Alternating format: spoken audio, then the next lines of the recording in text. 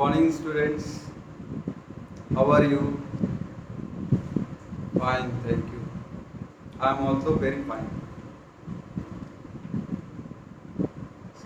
Dear students, in the last class we discussed about the common salt, isn't it?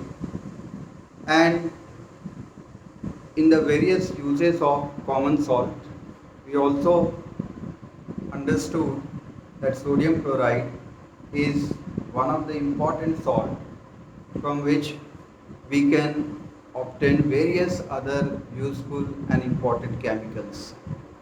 One of the important chemicals that we obtain from the sodium chloride is sodium hydroxide, and dear students, sodium hydroxide is also called caustic soda, and its chemical formula is NaOH.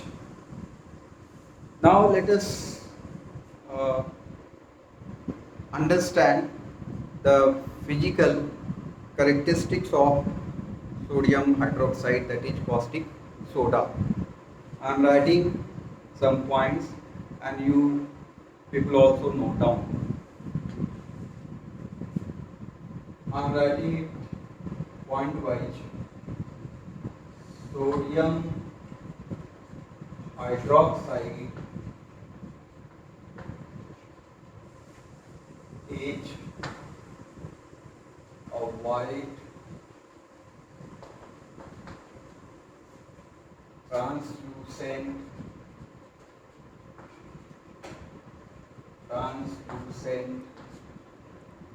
and delicrescent solid. Delicrescent solid. Delicrescent solid. Already, dear students, we have discussed that the salts have different properties. For example, some salts are efflorescent salts. Efflorescent salts are the hydrated salts which upon heating they lose the water of crystallization. Similarly, we have another type of salts, that is delicrescent salt. Delicrescent chemical substance are those chemical substances which absorb the moisture from the water and then dissolve into it. This property is known as delicrescent property. Sodium hydroxide possesses this property, that is, when sodium hydroxide is exposed to the atmosphere, it quickly absorbs the moisture from the atmosphere and then get dissolved into it. That is why you must have seen that in the laboratory sodium hydroxide, which is available in the form of pellets, isn't it? That is small spherical solid, and it is kept in an airtight container.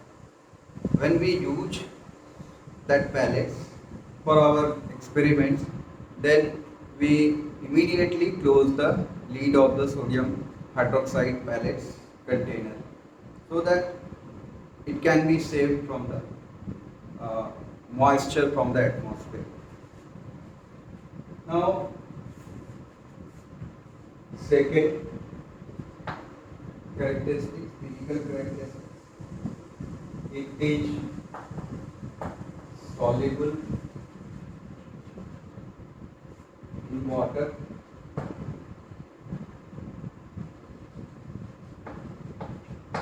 and ethanol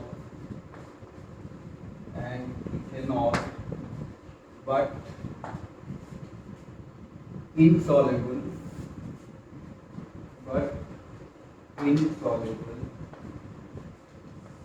in ether,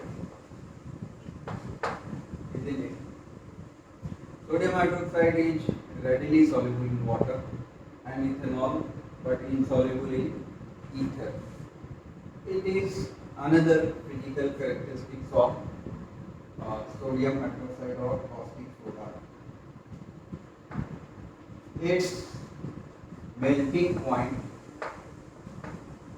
is 318 degrees Celsius and its boiling point is 1390 degrees Celsius.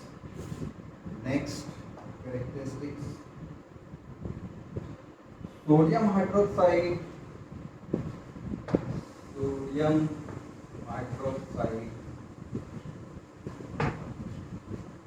is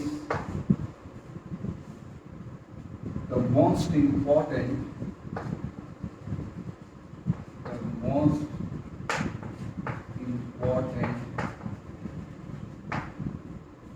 alkali that is soluble bases are known as alkali, you know, which is used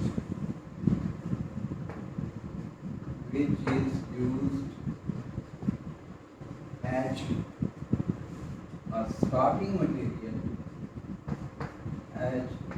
starting material for making many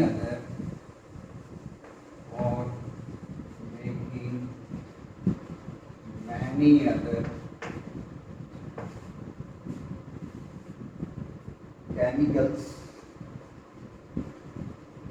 chemicals and is also useful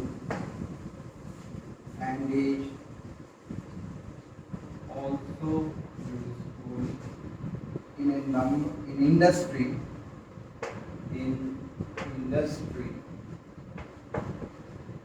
in a number of ways.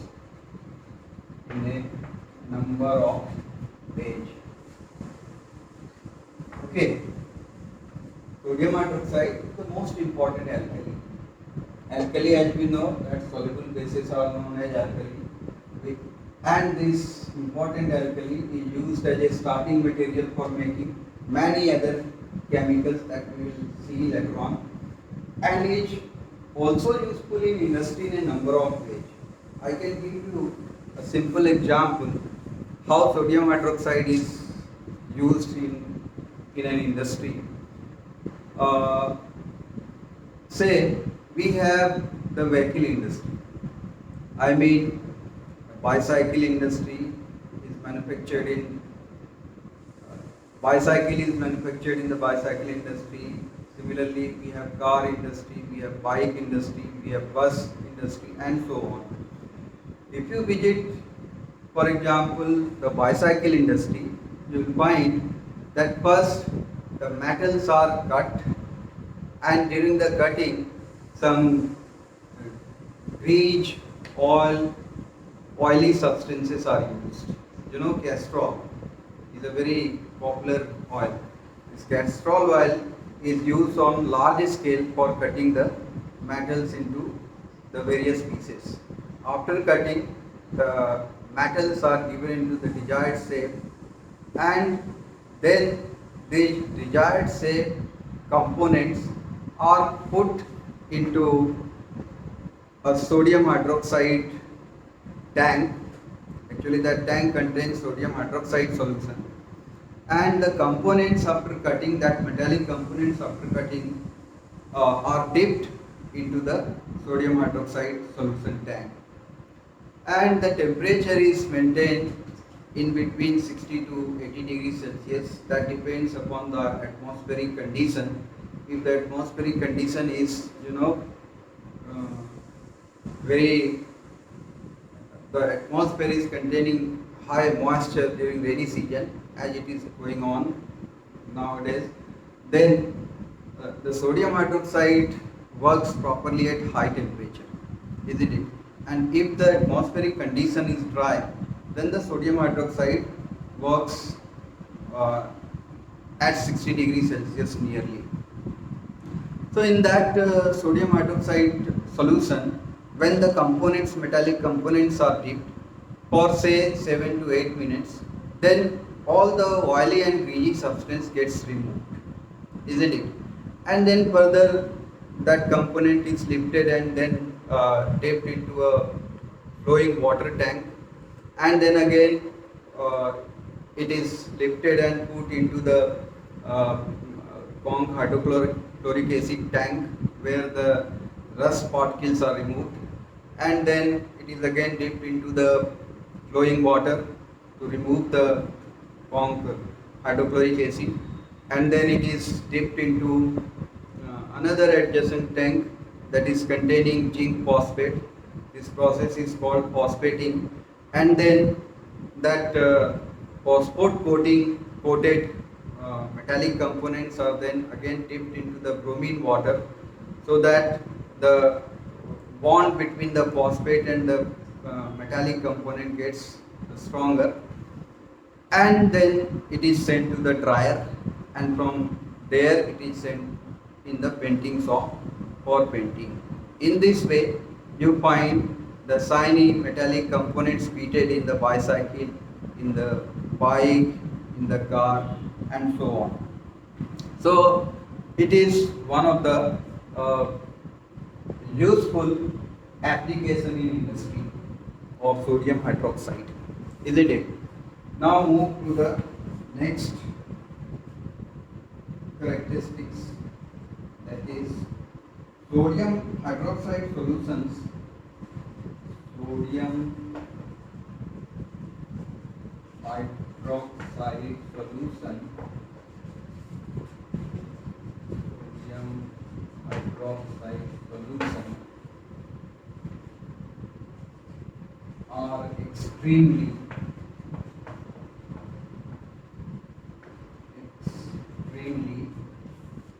corrosive to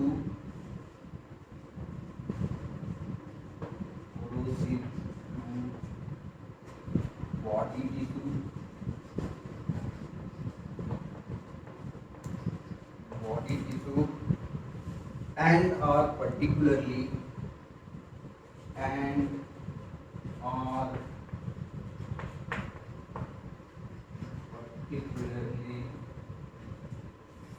hazardous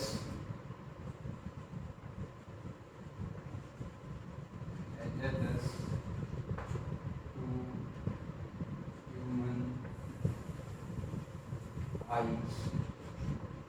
Therefore, my dear students, while we are handling the sodium hydroxide in lab, we take utmost precautions, as we are observing that it is very much corrosive to body tissue, that is, it destroys our body tissue if it fails accidentally upon our body, and especially it is extremely harmful to our human eyes, hazardous to human eyes. So we should take care while we are handling the sodium hydroxide in the laboratory.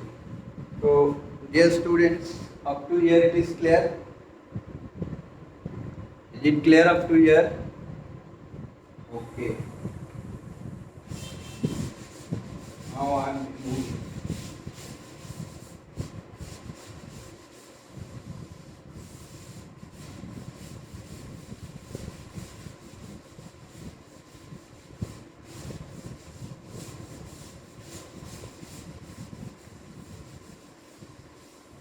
And then some more points, isn't it? Point we have written up to 5 points. Then point number 6, that it is readily soluble in water.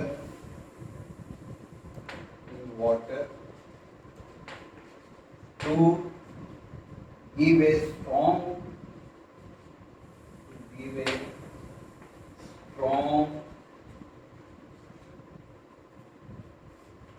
alkaline solution.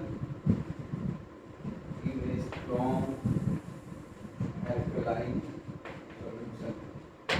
You see, sodium hydroxide is highly soluble in water. It gets quickly soluble in water and give a strong alkaline solution, isn't it? It is a strong base. So the number of hydroxide ion produced in the solution is more. That's why, which makes it a strong alkaline solution when it is dissolved in water, isn't it? Now, next point, that is crystals of sodium hydroxide NaOH are deliquescent.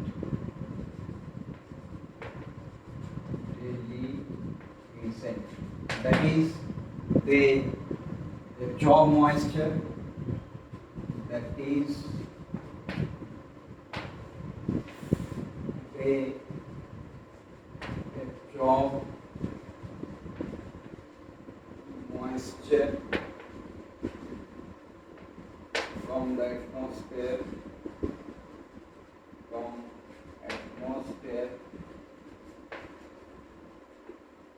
and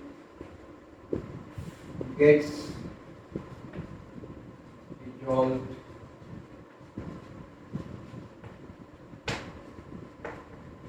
into it.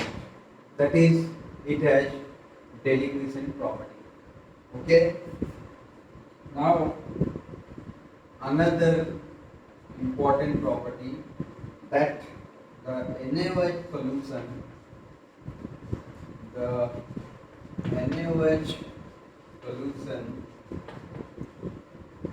at the surface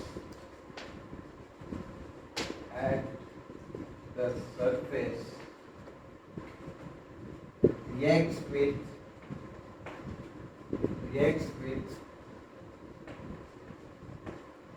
atmospheric carbon dioxide to form sodium carbonate. Isn't it?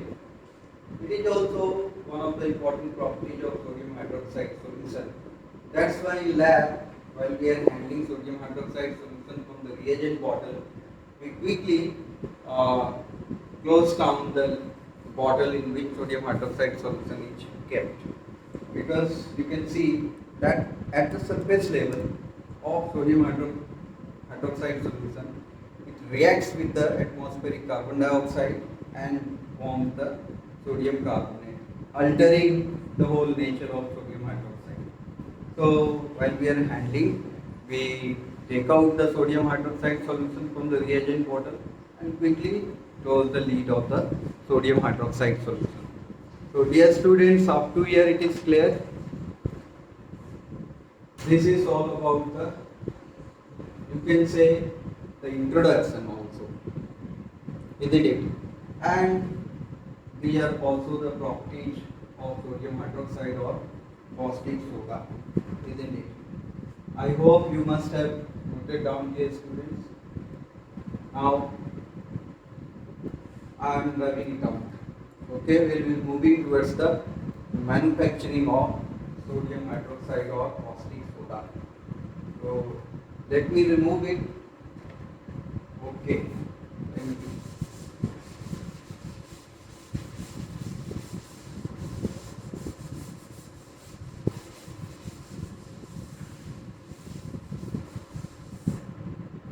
Manufacture.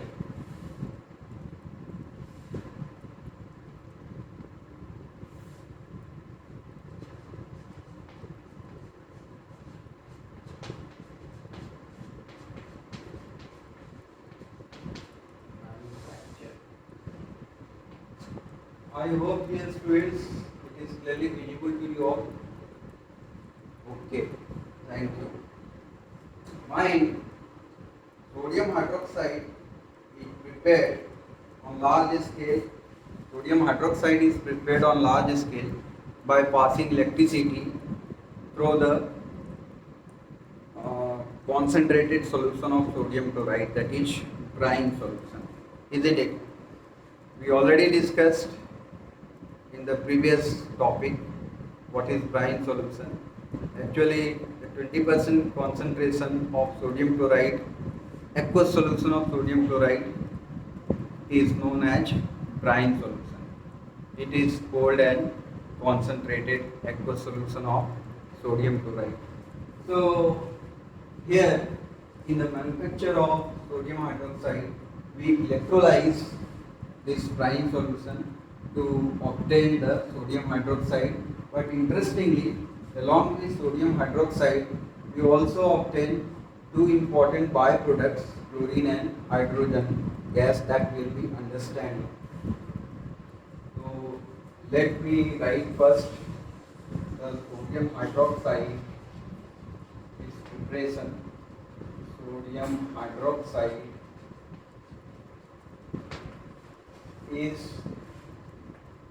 Sodium hydroxide is prepared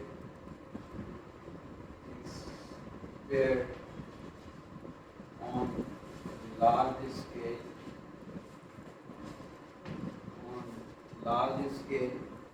by passing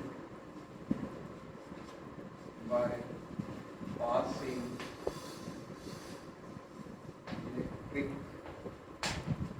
current through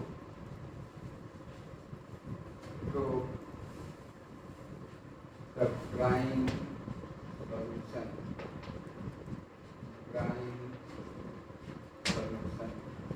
What is brine solution? Once again I am writing in the blackboard. That is 20%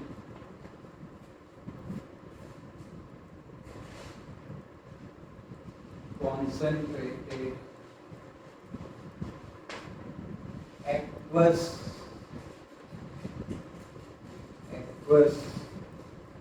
solution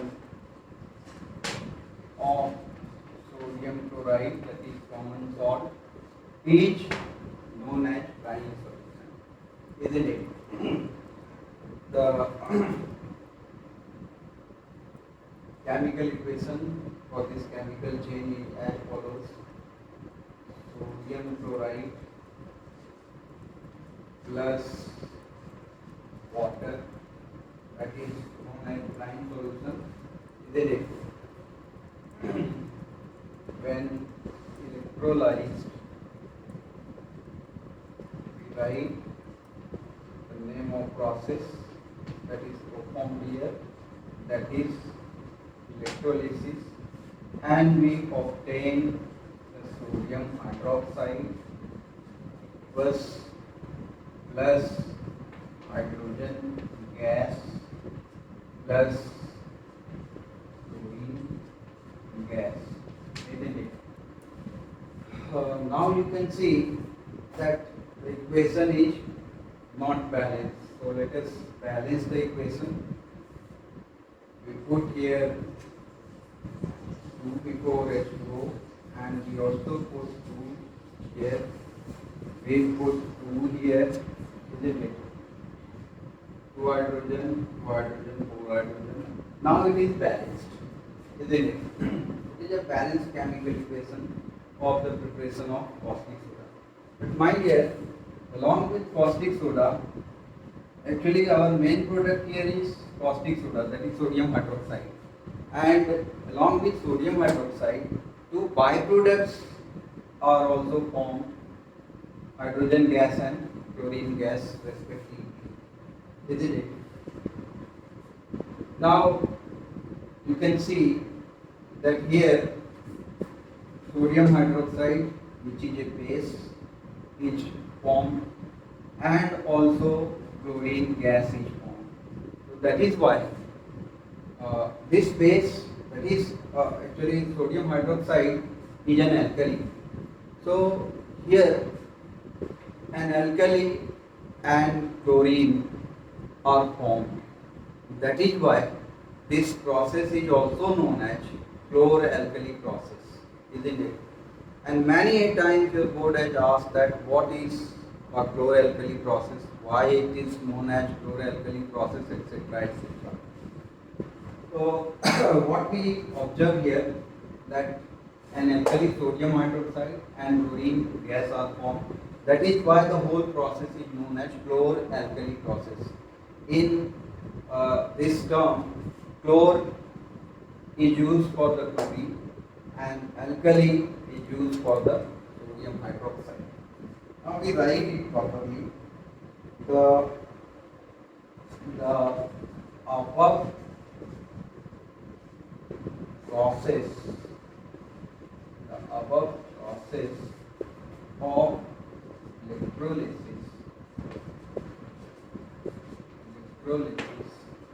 is also called chlor-alkali process. Chlor-alkali,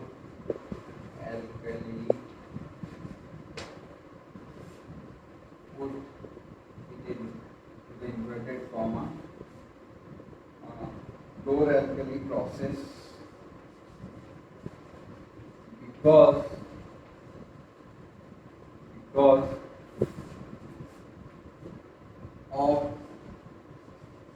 the products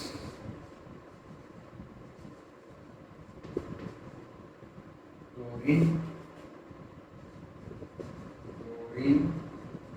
for which the term chlorine used, and sodium hydroxide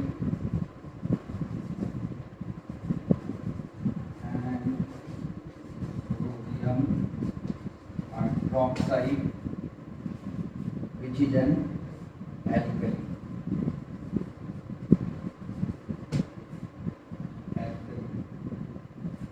form. Now I hope it is quite clear that why electrolysis of brine solution is also known as chlor-alkali process, isn't it? Many times your board has asked this question, what is chlor-alkali process? So chlor-alkali process is nothing but the formation of sodium hydroxide, chlorine, and of course hydrogen gas is also formed when the brine solution is electrolyzed. Since an alkali is formed and chlorine gas are also formed, that is why this process of electrolysis is also known as chlor-alkali process. I think it is clear to you all? Yes or no? Yes. Up to here, any doubt? Up to here, any doubt? Ask me. Just say this sodium chloride have taken in aqueous form, isn't it? And water we all know is already in liquid form, isn't it? Sodium hydroxide, that is caustic soda, formed in aqueous state, whereas hydrogen and chlorine are formed in gaseous state. Up to here, any doubt? This is how sodium hydroxide or caustic soda is manufactured. In class 10 level, keeping in mind that I am teaching this topic in class 10 level, isn't it? So up to here it is clear? Any doubt? Okay. Now let us understand the chemistry of the process of electrolysis here.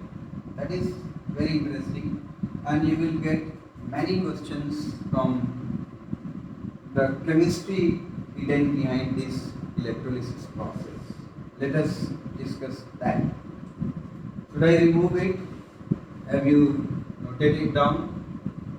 Note down quickly.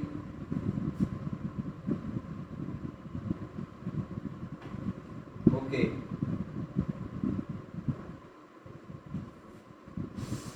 This is the manufacture or preparation. Both are synonymous, no problem.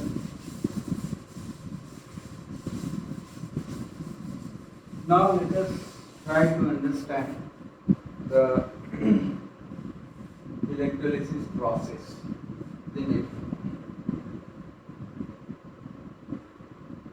We take an electrolytic cell.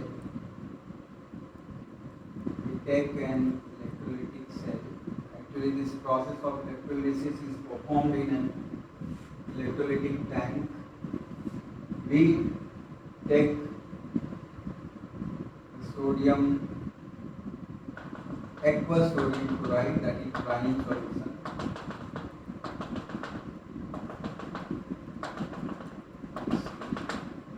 We have taken the brine solution first, that is 20% concentrated old sodium chloride, aqueous solution of sodium chloride. We picked the two electrode here, isn't it? Cathode and anode respectively. To differentiate, I am using two colors so that you can understand properly. And two electrodes are being used here. One electrode we make cathode and the other one electrode we make anode. Now this cathode and anode are connected with a conducting wire with the help of cell. Okay, draw this line showing conducting wire. You can put switch also in this circuit and bring this conducting wire to the another electrode. This one is the, say, cathode, and this one, say, is the anode, negatively charged electrode. You all know that is known as cathode, and the positively charged electrode is called anode respectively. And this is the terminal of the battery. This is the minus terminal, negative terminal, and this one is the positive terminal, isn't it? This we have taken is brine solution. Brine. Okay. And this cathode and anode respectively we have used here the graphite material. Why? Because graphite, is a very good conductor and it is very less reactive. That's why, considering all these properties of each conductor, the graphite has been used in this process. Okay. Now just see, we have brine solution. That is, what are the ions that are present in this electrolytic tank? These are sodium ion, sodium plus ion, chloride minus ion, hydrogen plus ion, and hydroxide minus ion. Mind we have taken sodium chloride aqueous solution. So the sodium chloride in aqueous solution gets ionized to form sodium ion and chloride ion. And water also gets dissociates to form hydrogen plus ion and hydroxide minus ion. Thus, we have these four different species in our electrolytic tank. Now, we start the process by sending the electric current through the solution. The two important kinds of chemical changes occurring here at cathode and anode respectively. Let us try to understand. At cathode, what is happening at cathode? Let's see. Many a times we have been asked that what happens at what chemical change occurs at cathode and what chemical change occurs at anode. Sorry, you write the chemical equation, isn't it? Very important. So let us try to understand what is happening at the cathode. What chemical change actually is happening at the cathode? Just see, my dear students, we have these four ions in our electrolytic solution, isn't it? We already know that the similar charges uh, re- repel to each other and dissimilar charges attract to each other. So following this principle, we observe that here we have sodium plus ion and hydrogen plus ion. Both these are cation actually, isn't it? Both these, you know, have the ability to move towards the cathode and actually move towards the cathode, isn't it? So, what I am showing here, what chemical change is occurring, that hydrogen plus reaching to cathode gains electron and gets converted into hydrogen atom, isn't it? That is, gain of electron is known as reduction. So hydrogen ion is getting reduced into hydrogen atom. Okay, step by step I am trying to make you explain. Now, as long as the process of electrolysis keeps going on, the hydrogen ion keeps getting reduced into the hydrogen atom, then one hydrogen atom combines with another hydrogen atom to form hydrogen gas, isn't it?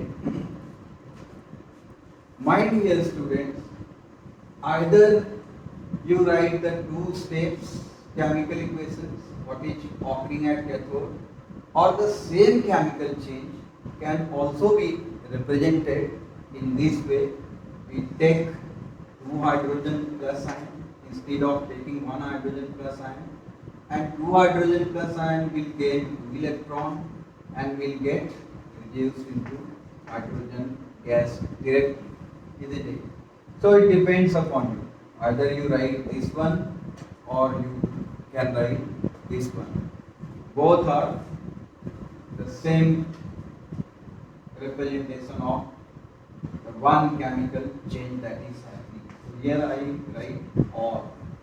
Either you can write this one or you can write this one to show the chemical change that is occurring at cathode. Thus, what we are observing, that in this process hydrogen gas is being formed at cathode. Okay. Now let us see what chemical change is occurring at anode. Now we have chloride minus ion and hydroxide minus ion.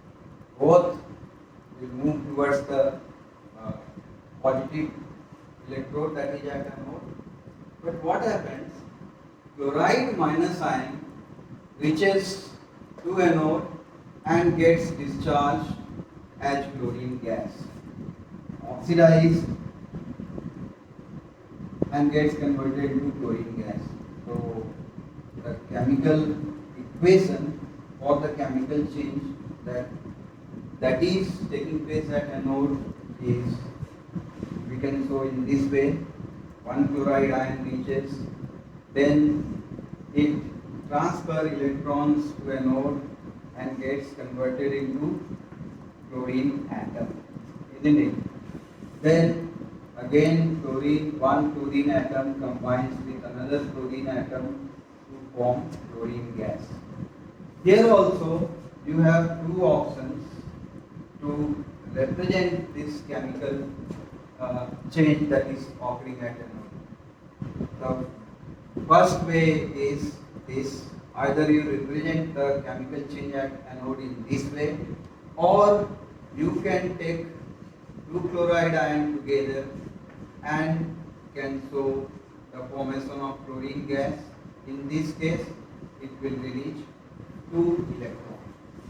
So you have the options here to represent the chemical change that is occurring at anode. Either you write in this way, represent in this way, or you represent in this one step, isn't it? Dear student, it is Clear up to here? What chemical change is occurring at cathode, it is clear, and what chemical change is occurring at anode, it is clear, isn't it?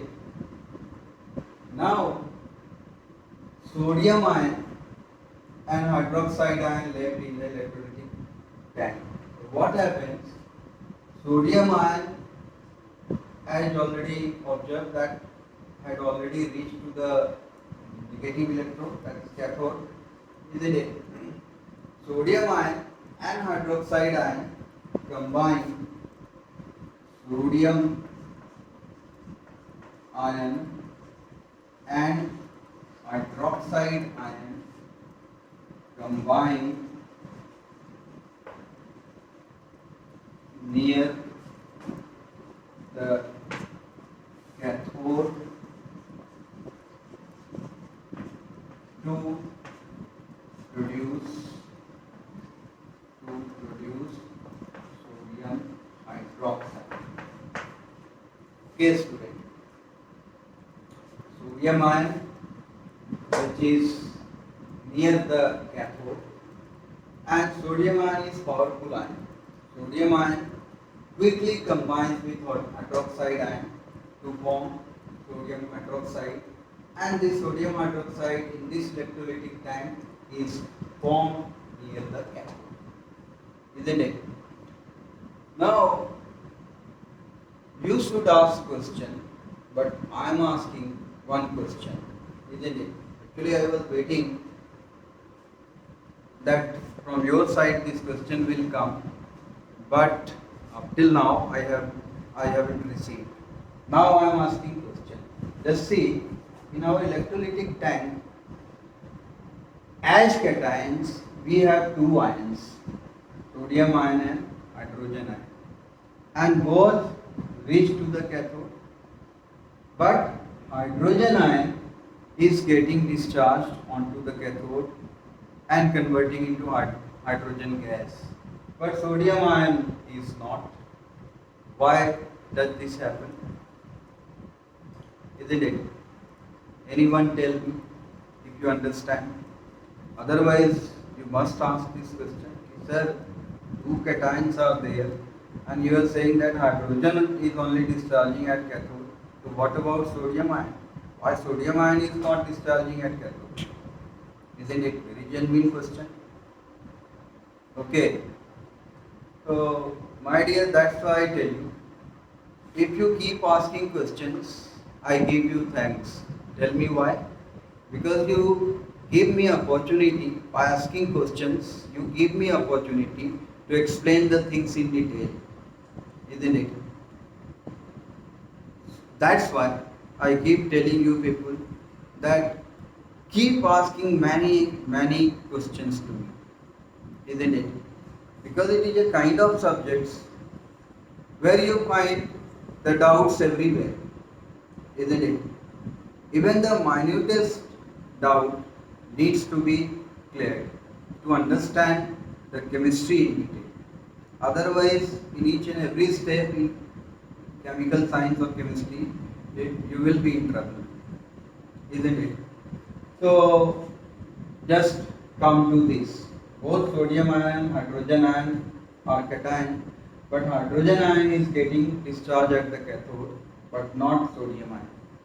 Mind, the electrode potential of sodium ion as compared to the electrode potential of hydrogen ion is very less. The electrode potential in the table you will find is 0, but the electrode potential of sodium ion is in negative, isn't it? So sodium ion quickly provide, so sodium ion acts as a very strong reducing agent.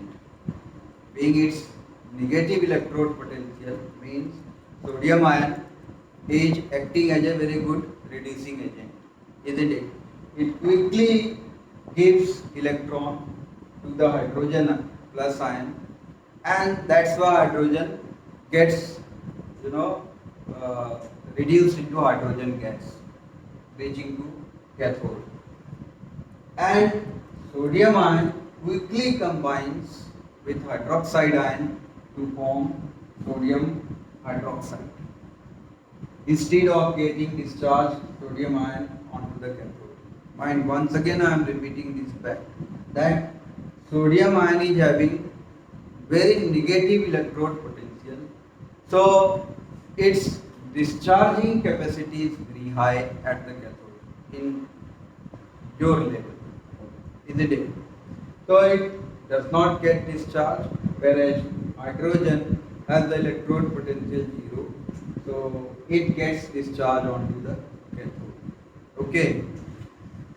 Now another question the board asked here, that after writing the chemical changes that occurred at cathode and anode respectively, the board asked that where oxidation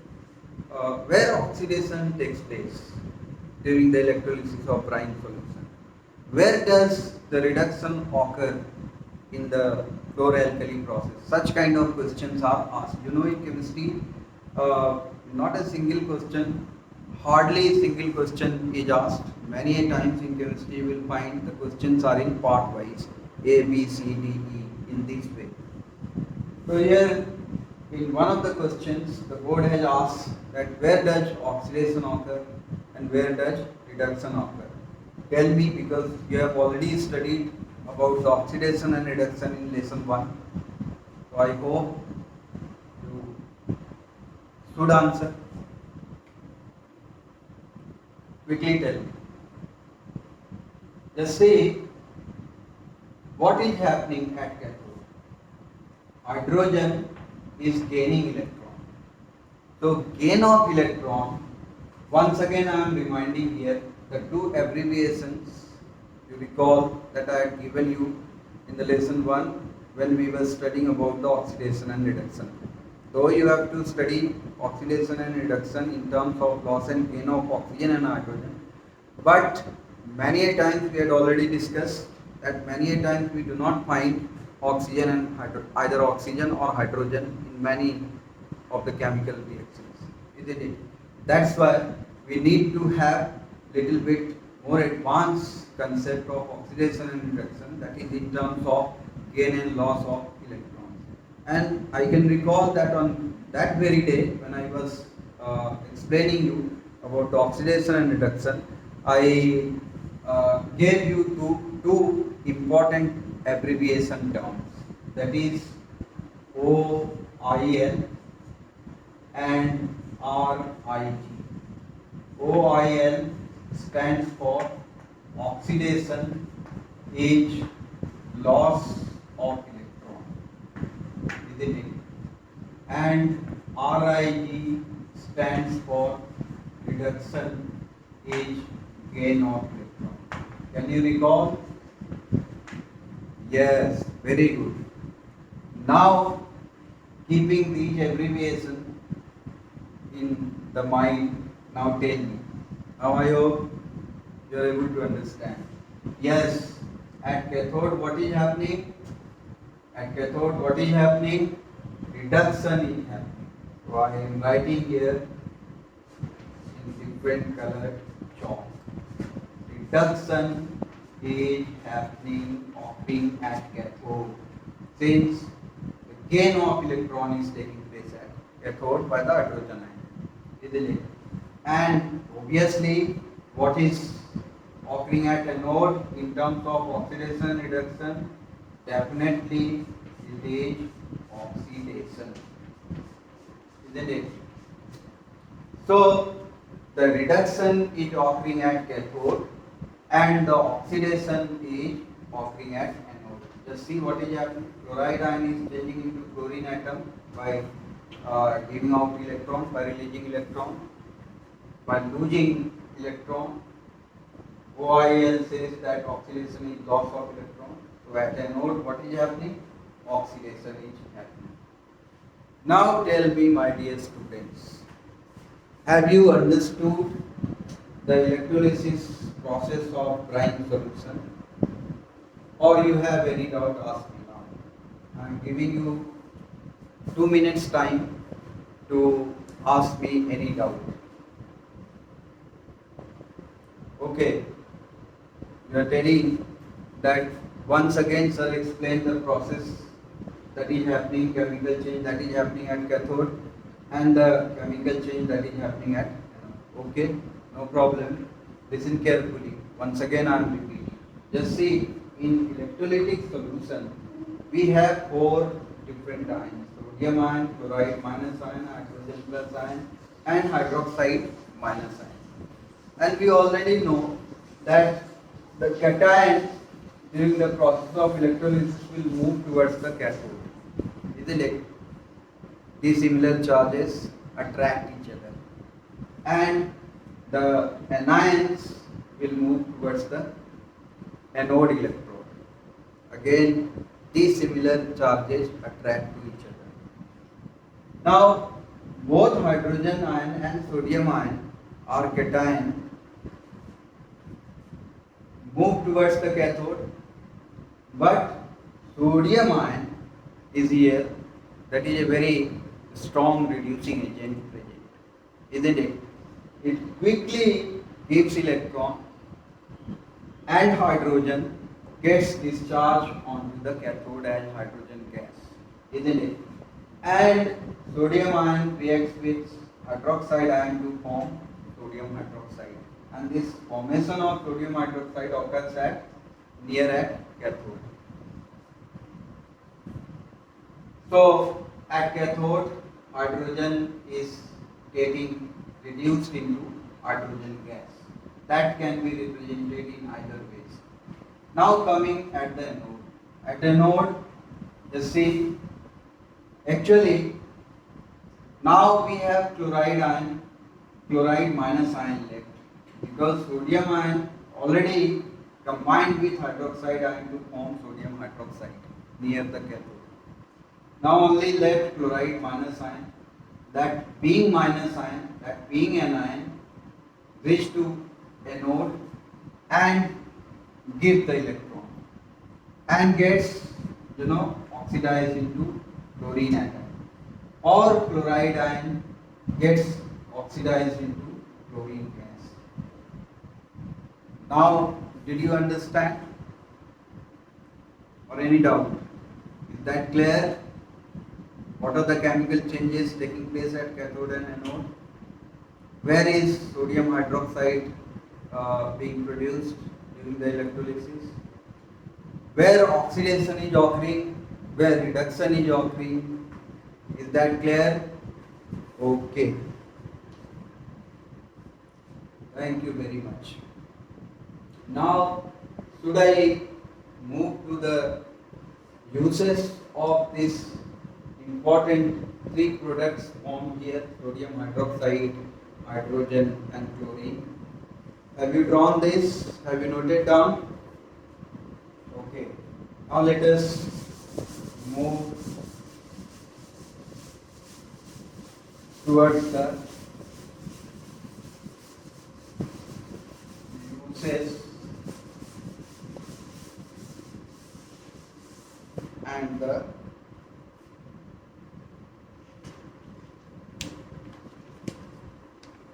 basically we'll be studying the uses of the three important products formed here, isn't it, in this electrolysis of brine solution.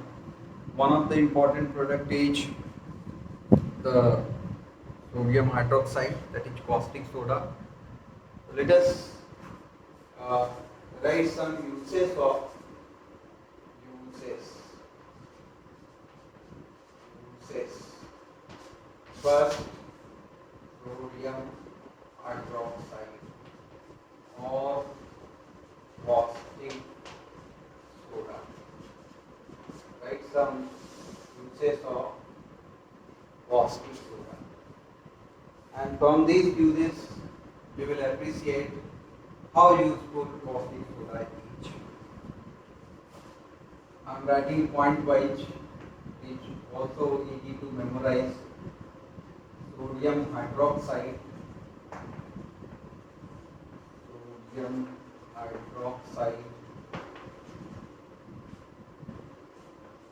or caustic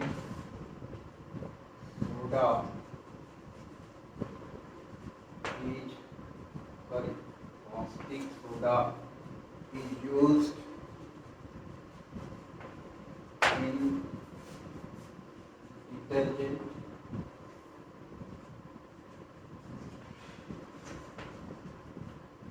and soaps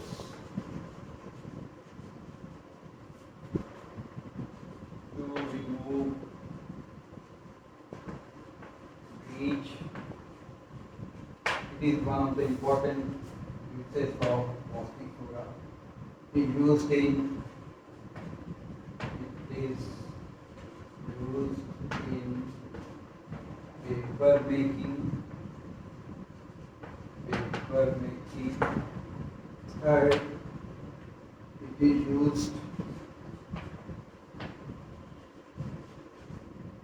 in rayon, artificial silk.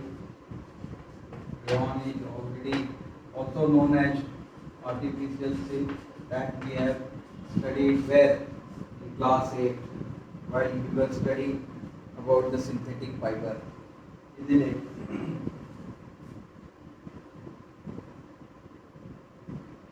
And also acetate fiber. Acetate fiber, isn't it? Actually, rayon has different types, isn't it? Different varieties. Actually, the raw material of preparing this synthetic fiber rayon is cellulose, but cellulose, by using various chemicals in cellulose, we can obtain the different variety of rayon, isn't it? For example, cuprammonium rayon, acetate rayon, these are the different varieties of rayon. Rayon is a very important synthetic fiber. It looks like silk, it appears like silk. Most of the properties of rayon match with the properties of silk. That's why rayon synthetic fiber is also known as artificial silk. Next, it is also used. It is also used in the manufacture of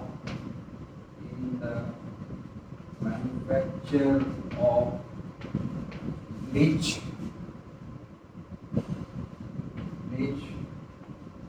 that is household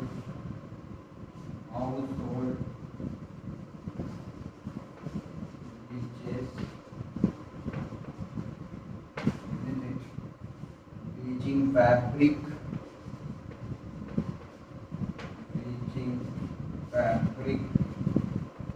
in all such kind of bleaching activities, sodium hydroxide is used. Next uses of sodium hydroxide, it is used in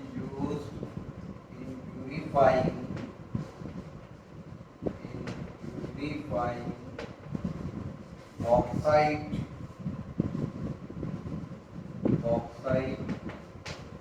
to obtain extract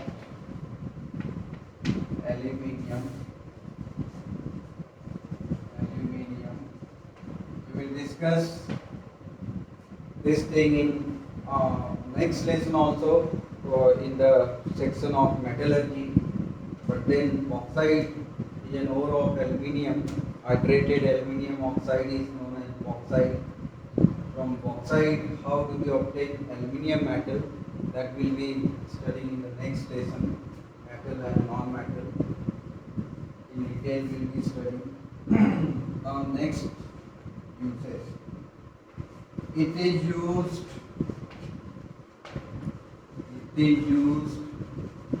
in cotton industry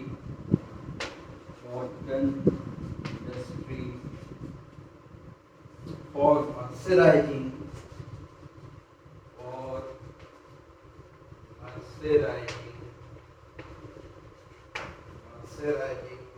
cotton fabrics.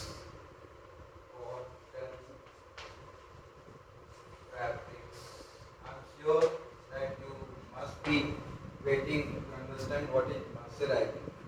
Is nothing but making the cotton thread unshrinkable. Unshrinkable.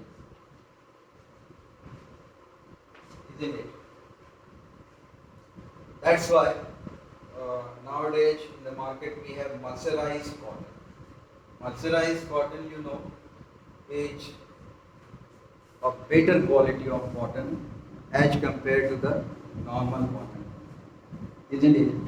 It is very fine cotton thread which does not shrink. Isn't it?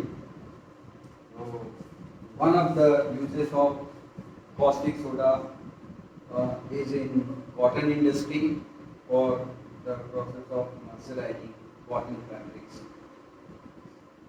Up to here written, and I hope understanding. Now I'm removing these 3 points because I need to write some more uses of caustic soda. Okay.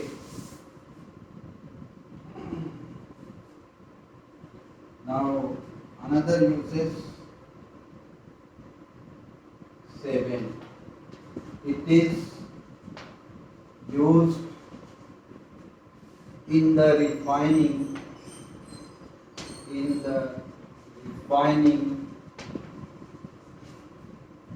of petroleum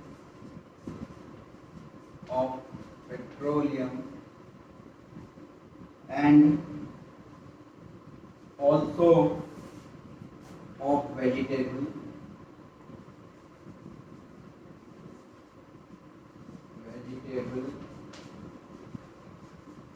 oils.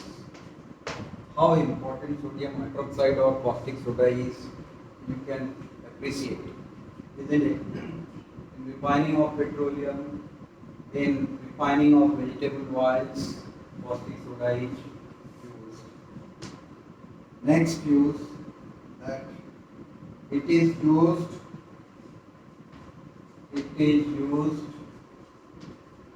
in the preparation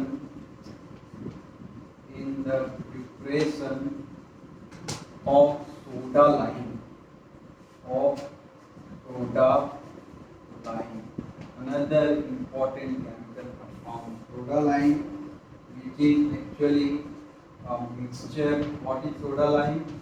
It is a mixture of sodium hydroxide and calcium oxide. Soda lime is a mixture of sodium hydroxide and soda lime. I hope 4.6 points you must have written, note it down. So I am removing these points.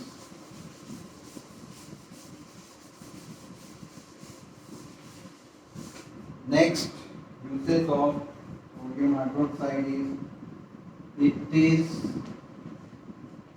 it is used as a cleansing agent, isn't it? For machines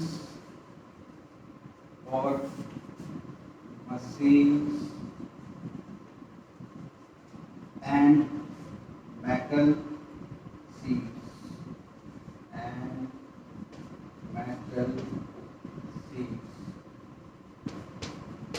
isn't it? It is one of the industrial uses of sodium hydroxide. Okay. Number 10. It is used as a laboratory agent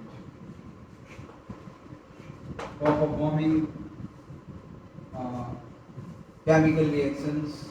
Sodium hydroxide is used as laboratory reagent. For example, just see, if you want to prepare a neutral salt such as sodium chloride, you take the aqueous solution of sodium hydroxide and mixed with the aqueous solution of hydrochloric acid together, then we obtain the sodium chloride salt along with water, isn't it? So here we are using sodium hydroxide aqueous solution as reagent.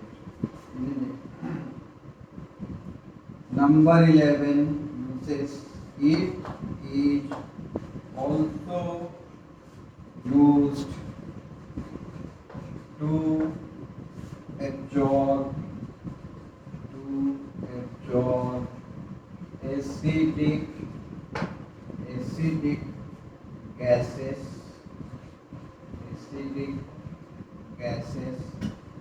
such as carbon dioxide,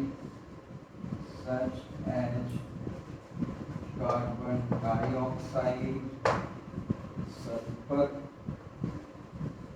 and sulfur dioxide,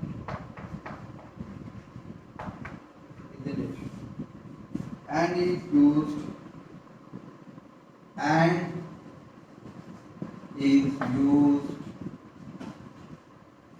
in the treatment of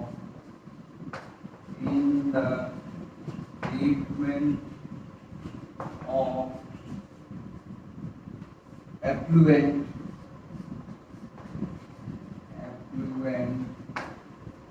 for the removal of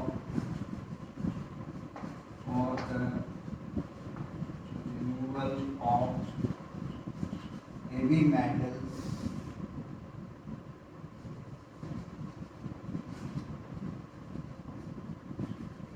metals and of acidity. These heavy metals are removed at hydroxide, isn't it? So how important caustic soda can be understood by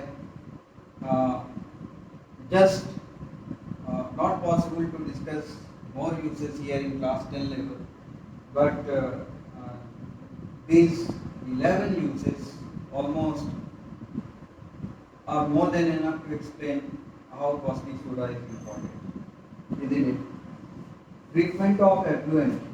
Effluent generally, many industries, they keep releasing out the unwanted materials in liquid form, liquid state, and that also contains many heavy metals into it. And these heavy metals, if allowed to mix into the river water finally, then the river water will get highly polluted, isn't it? So to stop pollution, first the effluents are treated, and when the effluents are containing heavy metals, then caustic soda is very useful cleaning agent, isn't it? So these are the uses of caustic soda, sodium hydroxide, isn't it? Is there any problem in these points that I have written on the blackboard showing uses of caustic soda? You have noted it down, I hope. Okay. Now I am removing these points and moving towards the uses of another products formed in the chlor-alkali process. Can you remind me what are the other products formed in chlor-alkali process besides sodium hydroxide, that is caustic soda? Yes, very good. Hydrogen and chlorine, isn't it? Let us write some uses of chlorine.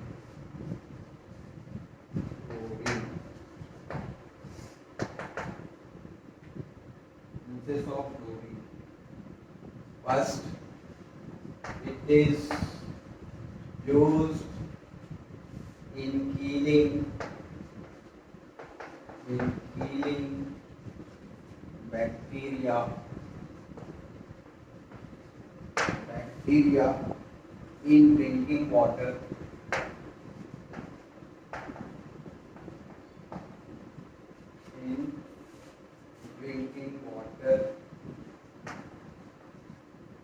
That is sterilizing water. That is sterilizing water. Okay.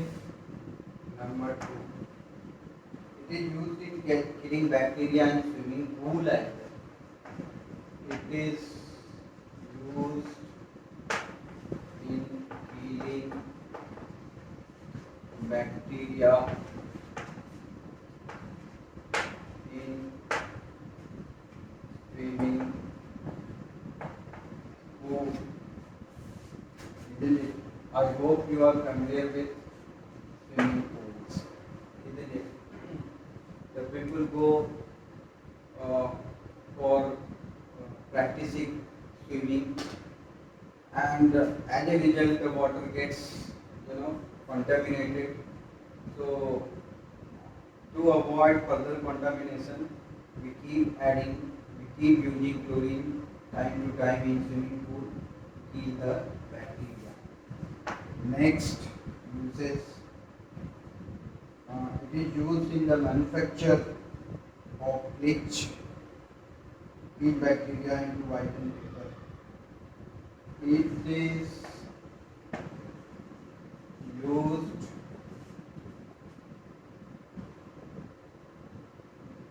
in the manufacture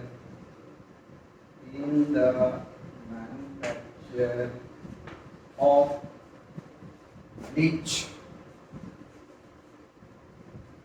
to kill bacteria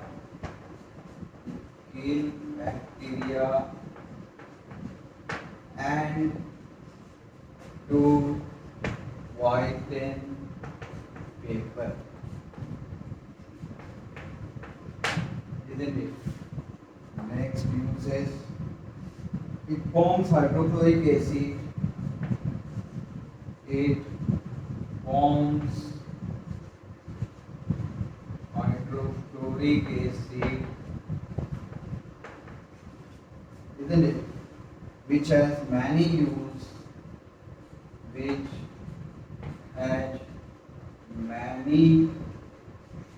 Used in industry. In nutshell, we can say that chlorine is very useful as it is used in manufacturing hydrochloric acid along with hydrogen, isn't it? And hydrochloric acid itself is an extremely important compound as it has many uses in industry. Next use of chlorine is that it is used in manufacture of CFC, chlorofluorocarbon. CFC stand for chlorofluorocarbon.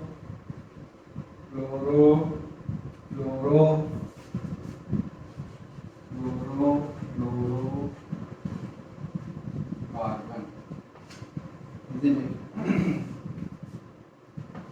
Also in making PVC. PVC, is a polymer.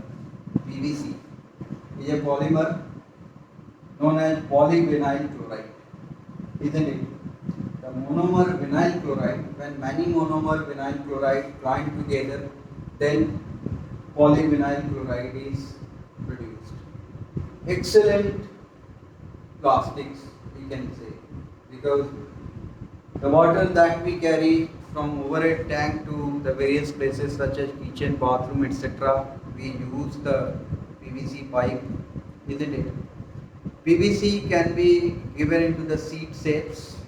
So we have PVC seeds, isn't it? Most of the sports shoes which have the soles below it, these soles are made up of PVC, very long lasting, very comfortable, isn't it?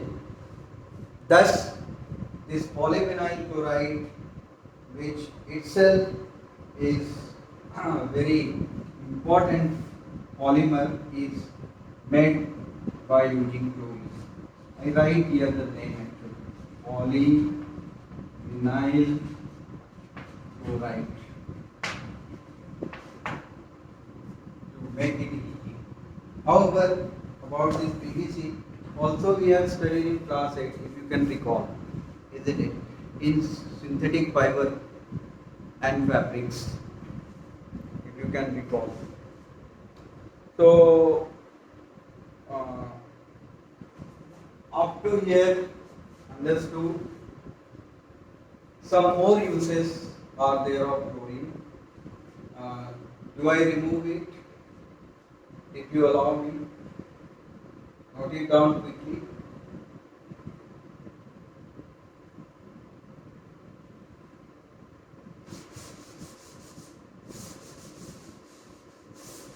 I am interested in explaining you some more uses of chlorine, isn't it?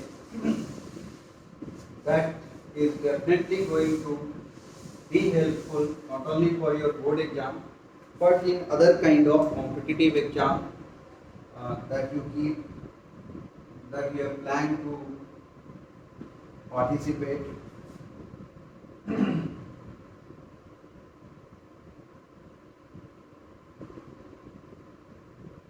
Next, it is used in the manufacture of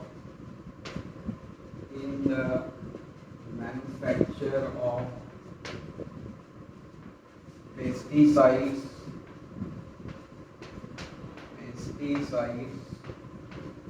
and disinfectants.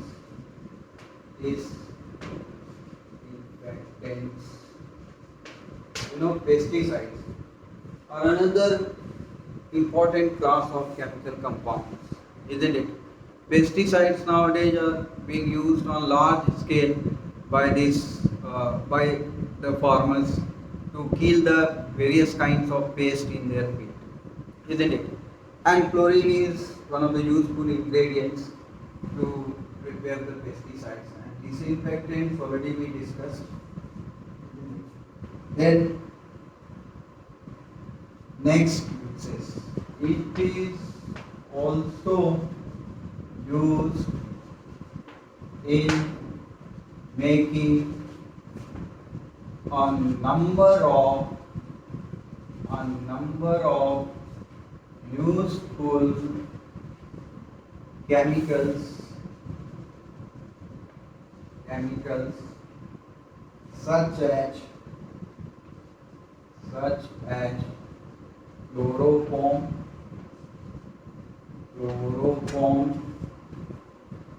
carbon tetrachloride,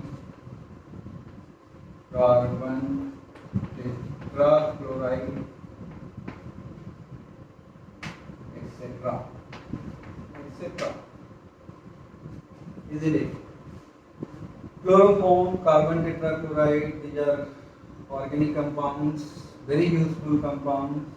Chloroform is used by the doctors for making the patient out of sense while he or she is performing major surgery. Carbon tetrachloride is in our lab. This carbon tetrachloride is useful for separating the substances. You all have studied about this carbon tetrachloride while you were performing the activity of separating the iron filling and sulfur powder from the mixture, if you can recall. Are you recalling? Yes, isn't it? So carbon tetrachloride is used as solvent. Actually, sulfur powder gets dissolved into carbon tetrachloride while iron filings remain as it is. And by using this carbon tetrachloride as solvent, we can separate the sulfur from the mixture of sulfur and iron filing. However, carbon disulfide you had also used in place of carbon tetrachloride to separate, isn't it? Now, I am removing these 3, 4, 5 points. I hope you must have noted it down, isn't it?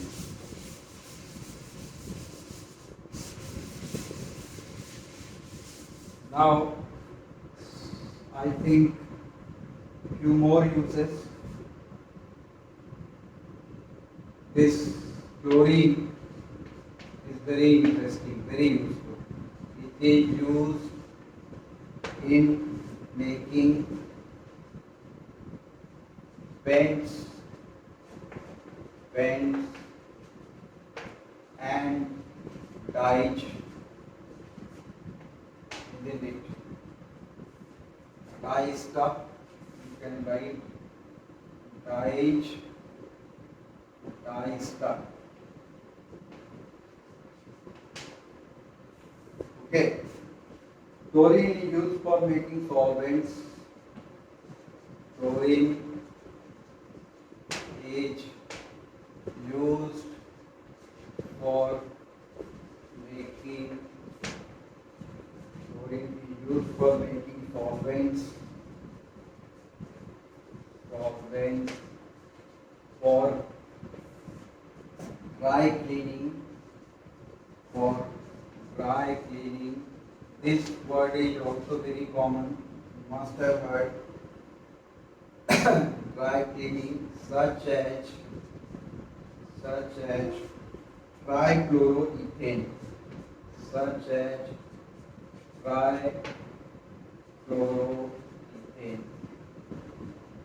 isn't it? It's used for dry cleaning purposes. You know, if you visit laundry, you find that some clothes need dry cleaning, especially the suit, coat, pant, isn't it? That needs dry cleaning because water, by cleaning water is not suitable. The fabric loses its shine, etc. if water is used. So for that purpose, dry cleaning is performed, and the dry cleaning substance such as trichloroethane, trichloro, 3 chlorine atoms. The name itself suggests along with the ethane is present. So chlorine is used for making this dry cleaning agent. I hope these are the uses of chlorine, and you will appreciate, I hope, that a large number of uses I find of chlorine, isn't it? Quickly note it down so that I'll move to the final part, that is uses of hydrogen we have to discuss. Okay.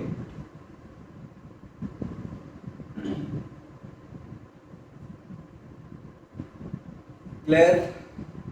Written? No, sir. Write quickly. Is it visible to you all or not? Okay, write down. I'm waiting. Don't worry. Write down.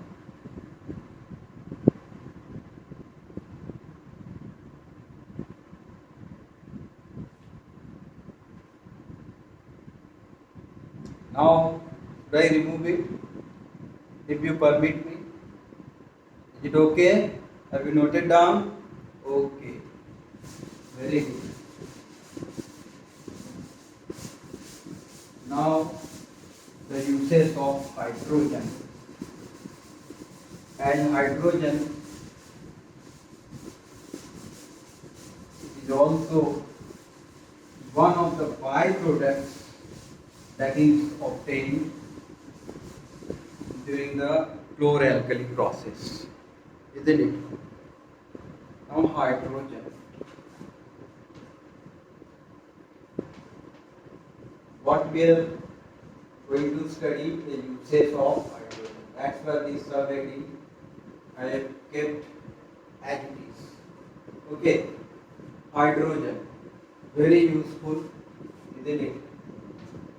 Nowadays, in the rocket technology that is using liquid fuel, hydrogen is playing a tremendous role, isn't it? Hydrogen is a gaseous matter which releases more than 150 kilojoule of energy, isn't it? Its calorific value is very high. This also you have studied in class 8, isn't it? Mind, there is a lesson in class 8 combustion and flame. Yes or no? Yes.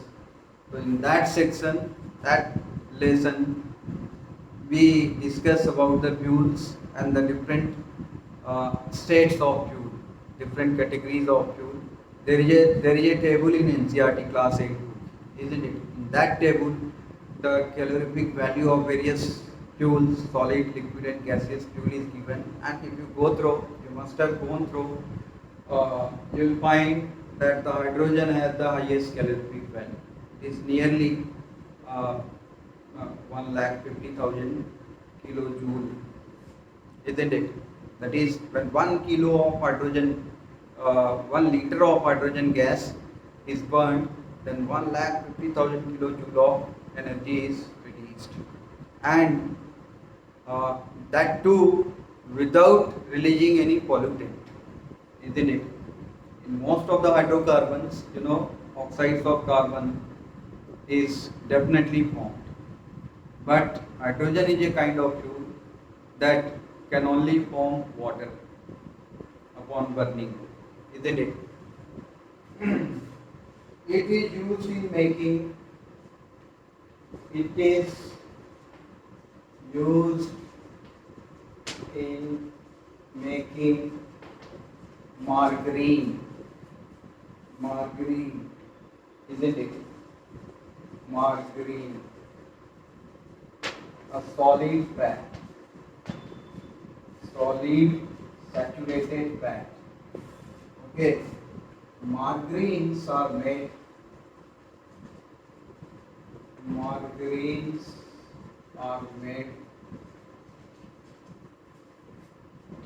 by the hydrogenation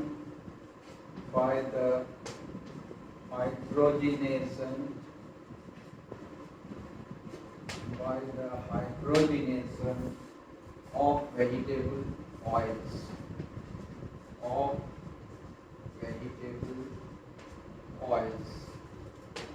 isn't it? The oils are liquid. Let me take another piece of chalk. The oils are liquids. Oils are liquids which are too runny,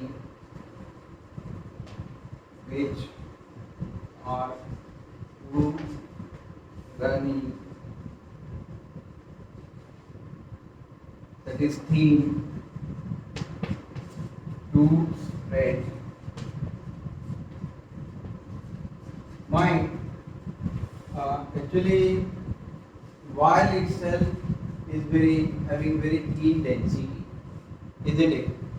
So it is too runny, that is too thin to spread on bread.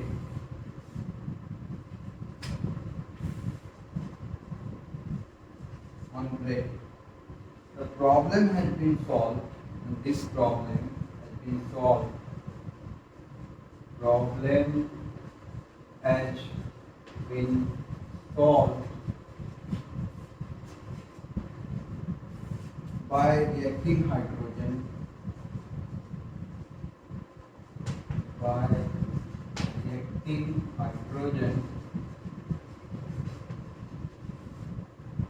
with the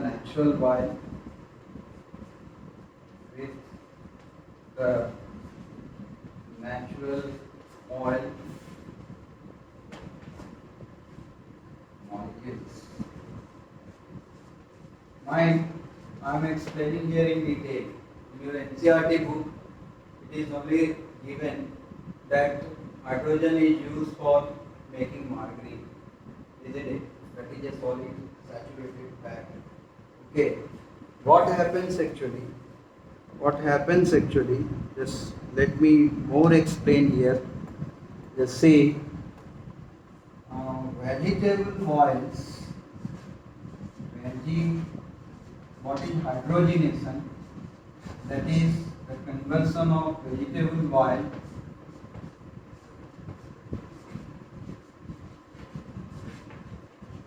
into the margarine. isn't it? That is solid saturated fat. My vegetable oils are unsaturated fats, not harmful for the human being. Does not get deposited into the arteries, does not, as a result, does not take place the blockage of arteries, isn't it? You must have heard that about the heart attack. Heart attack means heart stops pumping the oxygenated blood through the arteries across the body. That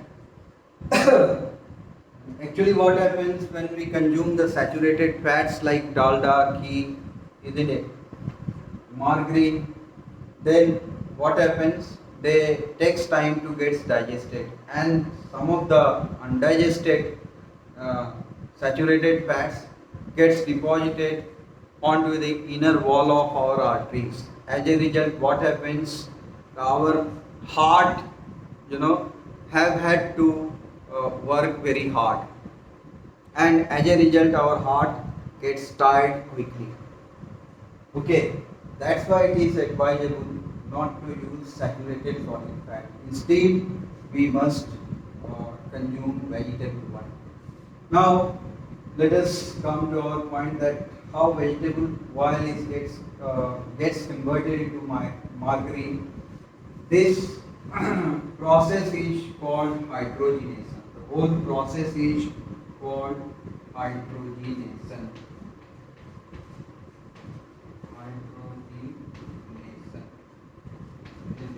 Is it clear, I hope? Okay. Is it visible to you all? Okay. And catalyst is also used in this hydrogenation process. In catalyst, either we can use platinum or palladium, isn't it? As we all know that in previous sections we have already studied what is catalyst, isn't it? Catalyst are, yes,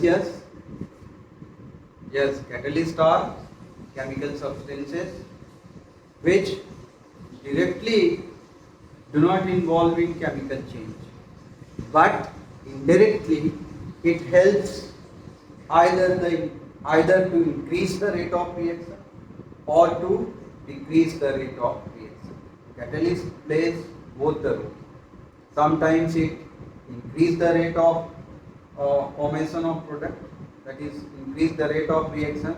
Sometimes it retard the rate of reaction, that is slow down the rate of reaction. Here the two metals, platinum and palladium, out of these two we can use any one. Actually this platinum metal provides a surface, isn't it, in this reaction, so that this hydrocarbon vegetable oil gets strongly bonded with the hydrogen to form another substance, that is margarine. So the role of platinum or palladium here is to provide the proper surface for the strong bonding between the vegetable oil and hydrogen, isn't it? This is the word equation because long formulas are involved here. So no need to go in detail.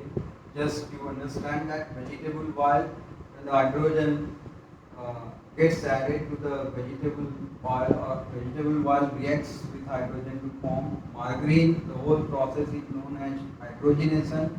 Addition of hydrogen to vegetable oil, you can also say, in the presence of the catalyst platinum or palladium metals, isn't it? So this is one of the important uses of hydrogen. Now we move to another uses of hydrogen. I hope you must have noted down. Yes or no?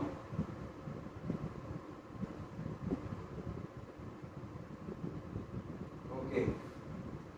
Now I am removing one use of hydrogen and will move towards the another uses of hydrogen.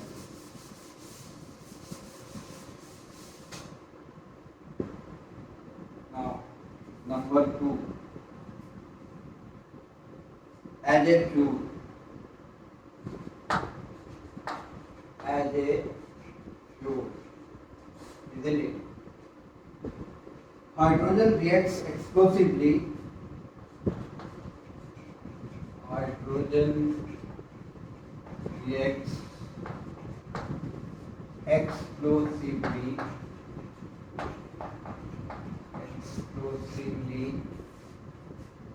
with oxygen in air. With the oxygen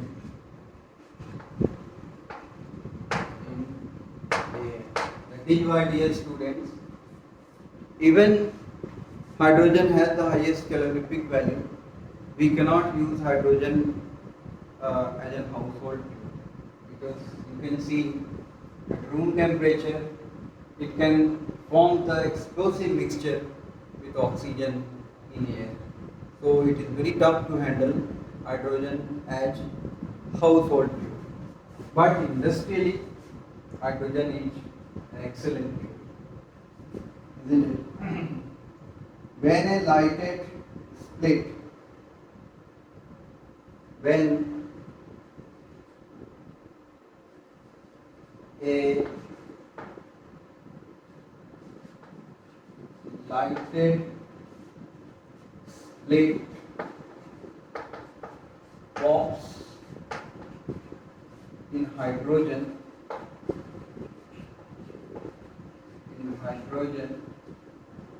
it reacts with oxygen, it reacts with oxygen to form water, to make water, or that is also known as steam. You can write the chemical equation: 2 molecule of H2 when combines with 1 molecule of oxygen to form 2 molecule of water that forms in gaseous state. Hydrogen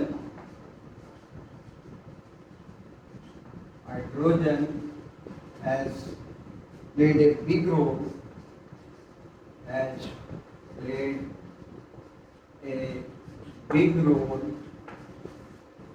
isn't it, in space travel.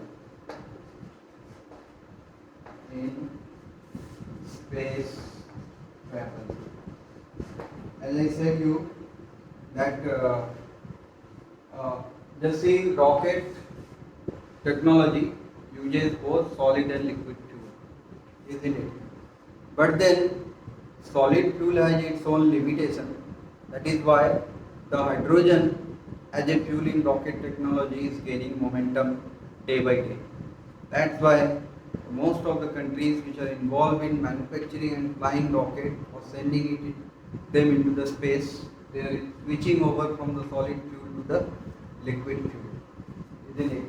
And that is why I am writing here that hydrogen has played a big role in space travel. It can be used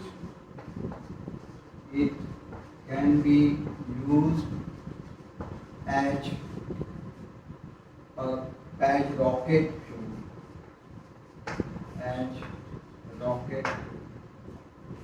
We already know that hydrogen it has high calorific value, isn't it? That's why it is very suitable for the fuel in rocket. It has also been used inside spacecraft, isn't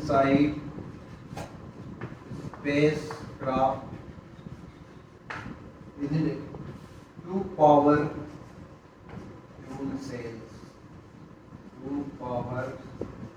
fuel cells. Okay.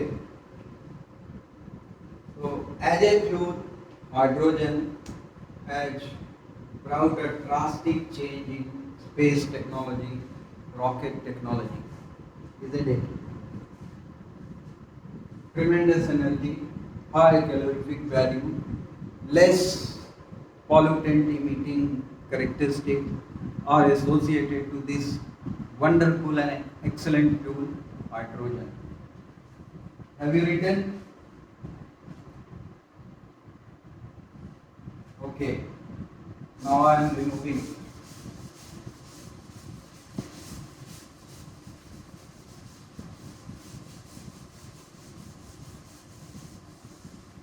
Okay. Now another uses of hydrogen. Point number 3 or use number 3. It is used in the manufacture of ammonia.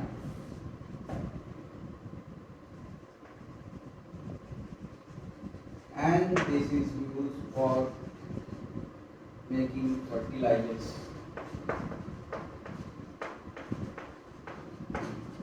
Isn't it? One of the marvelous uses of hydrogen. Okay, we get ammonia from hydrogen, combining hydrogen and nitrogen, and then ammonia is used for making various ammonical fertilizers. Isn't it? We can write the chemical equation also. So the formation of ammonia, isn't it?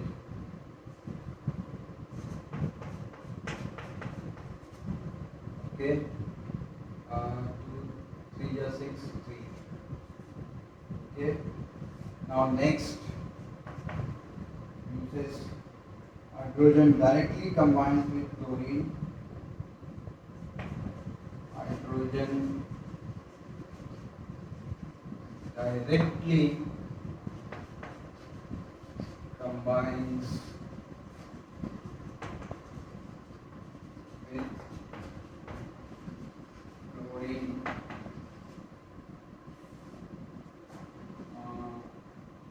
to form hydrochloric acid.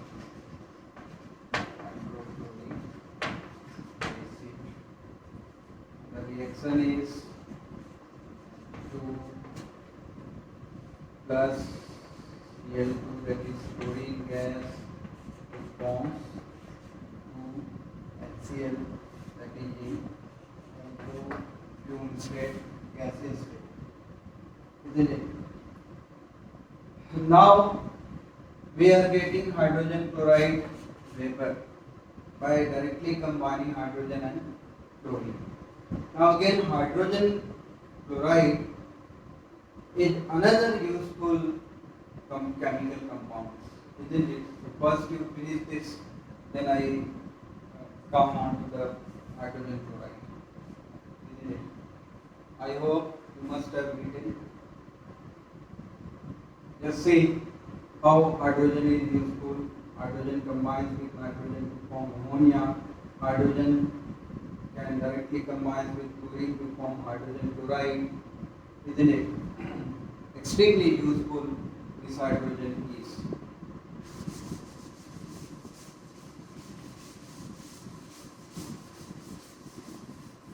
Now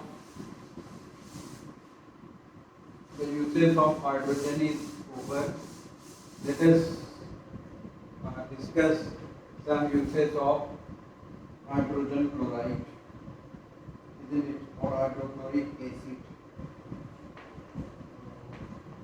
Uses of hydrochloric acid, isn't it? Hydrochloric acid has many uses in industry. Hydrochloric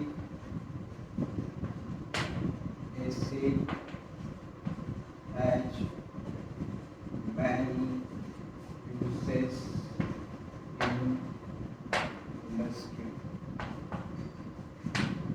Okay, it is used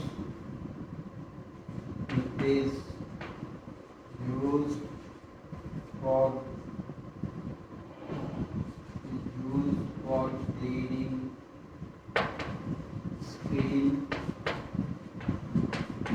steel, ammonium chloride,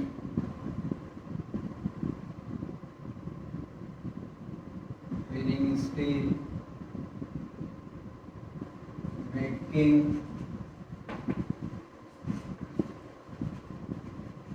ammonium chloride, isn't it? Medicines,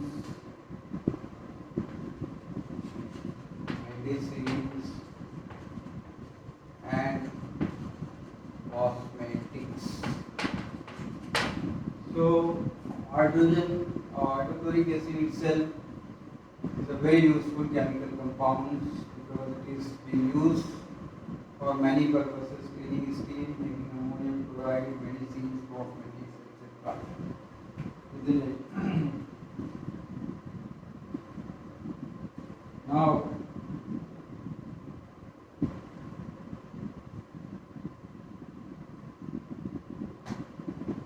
hydrochloric acid is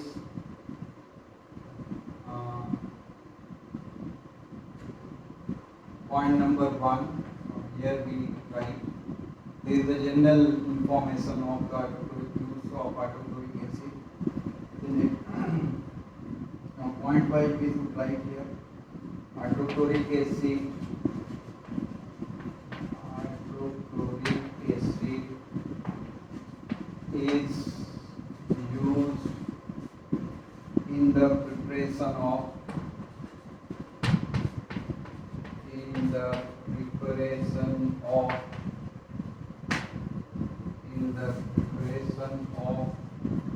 chlorides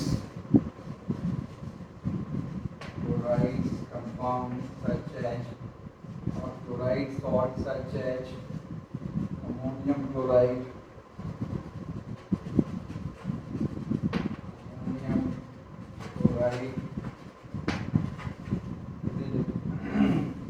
which is used in glycol, which is used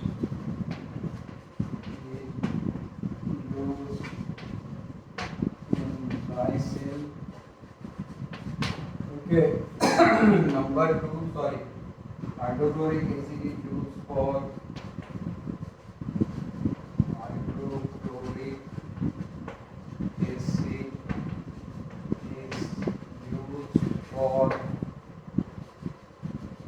cleaning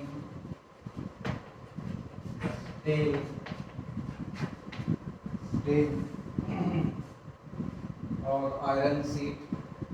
Rather, we should write iron sheet, isn't it? I am removing the liquid and I am writing cleaning iron sheets.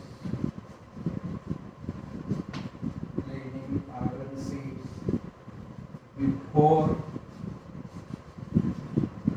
tin plating.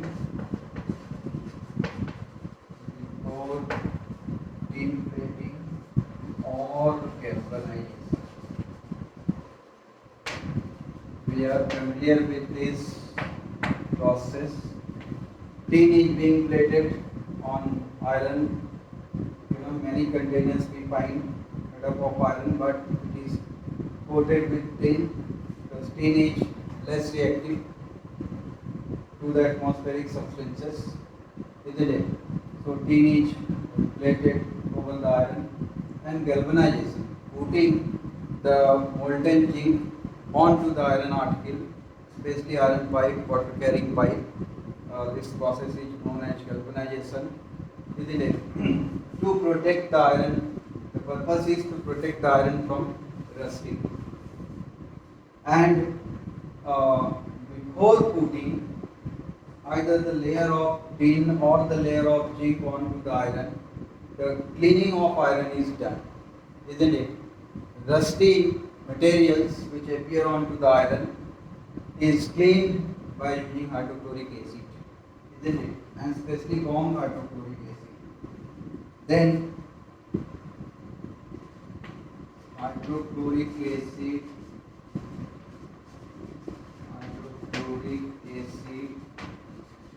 is used in medicines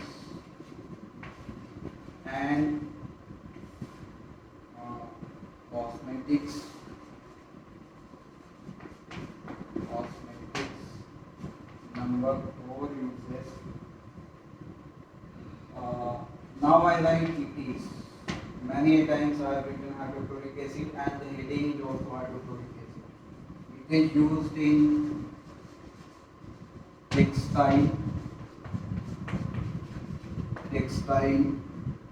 dyeing,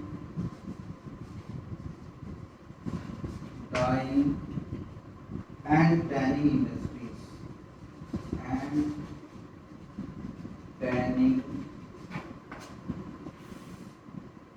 industries, isn't it? Hydrochloric acid, one more uses I am writing, but I am writing here. Is there any problem? You write, note down in your notebook as you are moving downward. But I don't have space, so I am switching over onto the top. Okay? It is used in making plastics like polyvinyl chloride,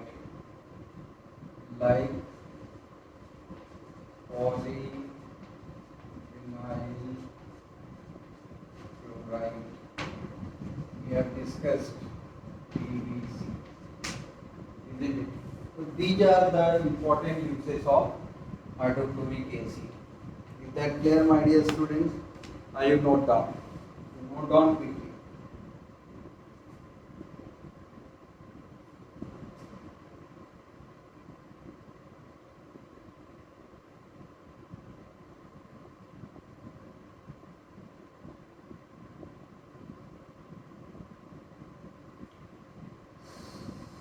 One more important line I am going to write, isn't it?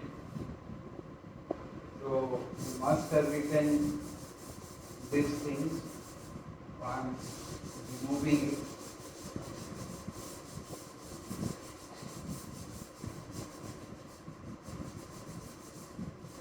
I am writing here.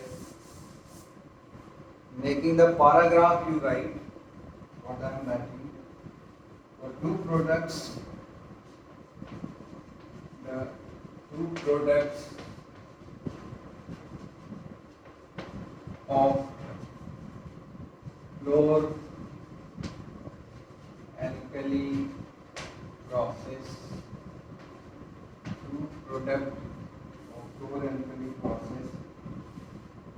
sodium hydroxide,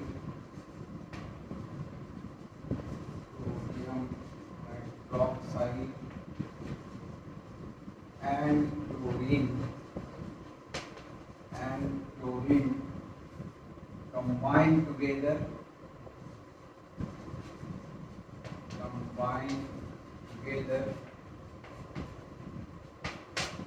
to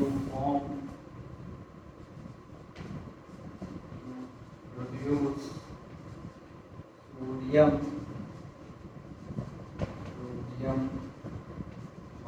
hypochlorite.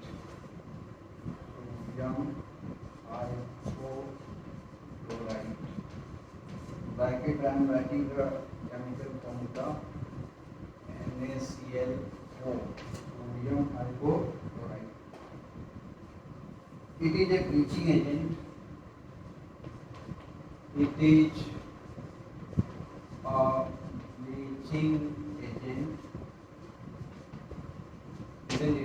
means sodium hypochlorite. Sodium hypochlorite is a bleaching agent which is used in making. I need to remove the point number 1 also. Okay. So that I finish this uses. It is a bleaching agent household bleaches. Household bleaches. Isn't it?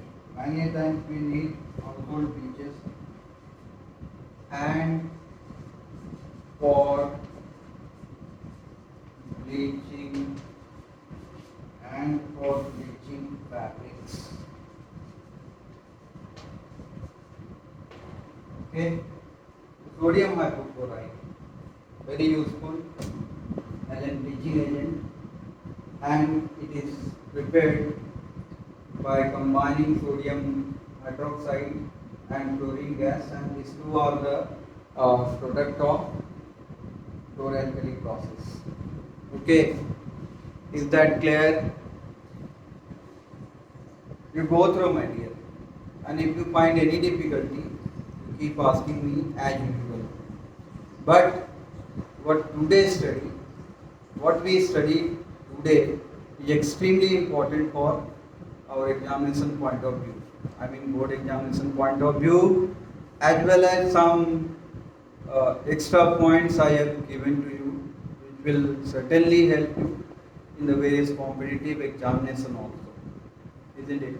But right now, our focus should be on to the how to achieve the good marks in board examination. As you all know, board examination is very near, and this time we have the different patterns. We are going to take the first board examination in the month of November and December, and it has been already announced that the objective type of questions are coming in the first board examination, which is going to be held in the month of November and December as per the notice of the CBSE. So, in solving multiple choice type of questions, isn't it? You will find many questions, or many questions can be framed from this sodium hydroxide chemical, from this chlor-alkali process. Okay, so we need, my dear, we need to understand this topic very properly. Okay, you go through many times. Whenever you find any difficulty anywhere, you are free to ask me. You keep asking me as usual. So keep asking if you find any difficulty.